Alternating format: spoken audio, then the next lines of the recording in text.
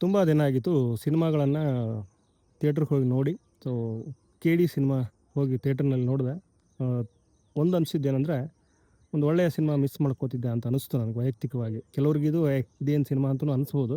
But ನನಗೆ ಹಂಗೆ ಅನಿಸ್ತು. ಯಾಕಂದರೆ ಕಾಳಿದಾಸನಾಗಿ ಆ, ಧ್ರುವ ಸರ್ಜಾ ನಿಮ್ಮನ್ನು ತುಂಬ ಕಾಡ್ತಾರೆ, ಹಾಗೆಯೇ ಇಷ್ಟ ಆಗ್ತಾರೆ. ಒಂದು ಫ್ಯಾಮಿಲಿಗೋಸ್ಕರ ಒಬ್ಬ ವ್ಯಕ್ತಿ ಯಾವ ಎಕ್ಸ್ಟೆಂಡ್‌ಗೂ ಹೋಗ್ಬೋದು ಅಥವಾ ಯಾವುದೇ ಲೆವೆಲ್‌ಗೆ ಹೋಗ್ಬೋದು ಅನ್ನೋದು ಇಲ್ಲಿ ಗೊತ್ತಾಗುತ್ತೆ. ಸೊ ಇಲ್ಲಿ ಕೆ ಡಿ ಯಾಕಾದ ಅನ್ನುವಂಥ ಪ್ರಶ್ನೆಗೂ ಕೂಡ ಉತ್ತರ ಸಿಗುತ್ತೆ ನಮಗೆ. ಸೊ ಫ್ಯಾಮಿಲಿಗೋಸ್ಕರ ಕೆ ಡಿ ಆದ ಅನ್ನೋದು ಗೊತ್ತಾಗುತ್ತೆ. ಮುಂದೆ ಏನೆಲ್ಲ ಆದ, ಯಾವ ಥರ ಆದ ಅನ್ನೋದು ಇದೆಯಲ್ಲ, ಸೊ ಅದು ಪಾರ್ಟ್ 2ದಲ್ಲಿ ನಮ್ಗೆ ಗೊತ್ತಾಗುತ್ತೆ. ಸೊ ಜೋಗಿ ಪ್ರೇಮರು ಒಂದು ಮಾತು ಹೇಳಿದ್ರು ಪ್ರೆಸ್ ಮೀಟಲ್ಲಿ. ಏನಂತಂದರೆ, ಈ ಸಿನಿಮಾ ಏನಿದೆಯಲ್ಲ ಇದು ಜಸ್ಟ್ ಟ್ರೈಲರ್. ಇಡೀ ಸಿನಿಮಾ 2ದಲ್ಲೇ ಬರುತ್ತೆ, 2ದಲ್ಲೇ ಇರುತ್ತೆ ಕತೆ ಅಂಥೇಳಿ. ಬಹುಶಃ ಅದು ನಿಜ ಅನ್ಸಕ್ಕೆ ಶುರು ಆಗುತ್ತೆ ನಮಗೆ ಇಡೀ ಒಂದು ಸಿನಿಮಾ ನೋಡಿದಾಗ. ಯಾಕಂದರೆ ಎಲ್ಲೂ ಝಲಕ್ ಅನ್ಸಲ್ಲ ಇದು ಒಂದೊಂದು ಕತೆ.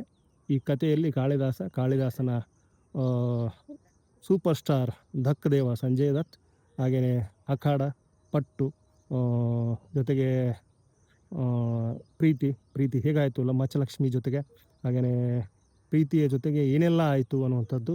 ಸೊ ಈ ಸಿನಿಮಾದಲ್ಲಿ ಸುಮಾರು ವಿಚಾರಗಳಿದೆ. ಅದನ್ನು ನೋಡ್ತಾ ಹೋದಂಗೆ ನಿಮಗೆ ಕುತೂಹಲ ಮೂಡುತ್ತೆ. ಜೊತೆಗೆ ಇದು ವೈಲೆನ್ಸ್ ಸಿನಿಮಾ ಅಂಥೇಳಿ ಅನ್ಸಕ್ಕೆ ಶುರುವಾಗುತ್ತೆ. ಮಚ್ಚು ಗಿಚ್ಚು ಬೀಸೋದ್ರಿಂದ ವೈಲೆನ್ಸ್ ಸಿನಿಮಾ ಅಂತ ಅನಿಸುತ್ತೆ. ಆದರೆ ಇಲ್ಲಿ ಒಂದು ಫ್ಯಾಮಿಲಿ ಸೆಂಟಿಮೆಂಟ್ಸ್ ಇದೆ. ಅಣ್ಣ ಮತ್ತು ಅಣ್ಣನ ಮೇಲಿರುವಂಥ ಪ್ರೀತಿ ಏನಿದೆ ತಮ್ಮಂದು, ಅದು ನಿಮ್ಗೆ ಗೊತ್ತಾಗುತ್ತೆ.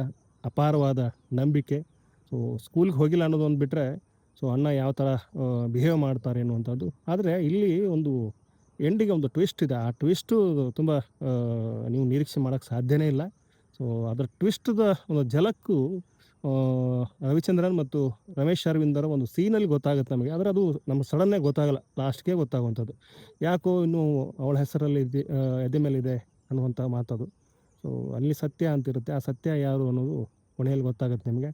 ಸೊ ಇಲ್ಲಿ ಪಾರ್ಟ್ 2 ಬೇಕೇ ಬೇಕು ಅನ್ನುವಂಥ ಒಂದಷ್ಟು ವಿಷಯಗಳಿದೆ. ಯಾಕಂದರೆ ಅಷ್ಟು ಕ್ಯೂರಿಯಸ್ ಆಗಿ ಉಳಿಸ್ಕೊಂಡಿರುವಂಥದ್ದು ಸುಮಾರು ವಿಚಾರಗಳನ್ನು ಯಾರು ಜೋಗಿ ಪ್ರೇಮ್ ಅವರು. ಸೊ ಜೋಗಿ ಪ್ರೇಮ್ ಅವರು ಈ ಒಂದು ಸಿನಿಮಾದಲ್ಲಿ ತಾವು ಕಂಡಂತಹ ಲೋಕದ ಒಂದಷ್ಟು ಸತ್ಯಗಳನ್ನು ಯಥಾವತ್ ಅನ್ನೋಕ್ಕಿಂತ ಸಿನಿಮ್ಯಾಟಿಕ್ ಆಗಿ ಕೊಟ್ಟಿದ್ದಾರೆ ಅಂಥೇಳಿ ನಮಗೆ ಗೊತ್ತಾಗುತ್ತೆ. ಬೆಂಗಳೂರಿನ ಭೂಗತ ಲೋಕದ ಬಗ್ಗೆ ಗೊತ್ತಿರೋರು ಈ ಸಿನಿಮಾ ನೋಡಿದಾಗ ಒಂದಷ್ಟು ಅವ್ರಿಗೆ ಅನಿಸ್ಬೋದು, ಇನ್ನೂ ಬೇಕಾಗಿತ್ತೇನೋ ಅಂತ ಅನಿಸ್ಬೋದು. ಸೊ ಗೊತ್ತಿಲ್ಲದವ್ರಿಗೆ ಒಂದು ಒಳ್ಳೆಯ ಕಾಳಿದಾಸನ ಕತೆ. ಕಾಳಿದಾಸ ಒಬ್ಬ ಸಾಮಾನ್ಯ ವ್ಯಕ್ತಿ. ಕಾಳಿದಾಸ ಯಾಕೆ ಕೇಡಿಯಾದ ಅನ್ನುವಂಥ ಪ್ರಶ್ನೆಗೆ ಉತ್ತರ ಇದರಲ್ಲಿ ಅದ್ಭುತವಾಗಿ ಸಿಗುತ್ತೆ. ಪಾರ್ಟ್ 2 ಬೇಕು ಅನ್ನುವಂಥದ್ದು ಈ ಸಿನಿಮಾ ನೋಡಿ ಆದಮೇಲೆ ನಿಮಗೆ ಅನಿಸುತ್ತೆ. ಹಾಗೆಯೇ ಸುಮಾರು ಪಾತ್ರಗಳಿಲ್ಲಿದೆ. ಒಂದಷ್ಟು ಹೈಡ್ ಆಗಿರುವಂಥದ್ದು ಅವು ಪಾರ್ಟ್ 2ಅಲ್ಲಿ ನಿಮಗೆ ಸಿಗುತ್ತೆ. ಸೊ ಪಾರ್ಟ್ 2 ಇನ್ನೊಂದು ವರ್ಷದಲ್ಲಿ ಬರುತ್ತೆ ಪಾರ್ಟ್ 2 ಅಂಥೇಳಿ ಜೋಗಿ ಪ್ರೇಮ್ ಅವರು ಹೇಳ್ಕೊಂಡಿರುವಂಥದ್ದು.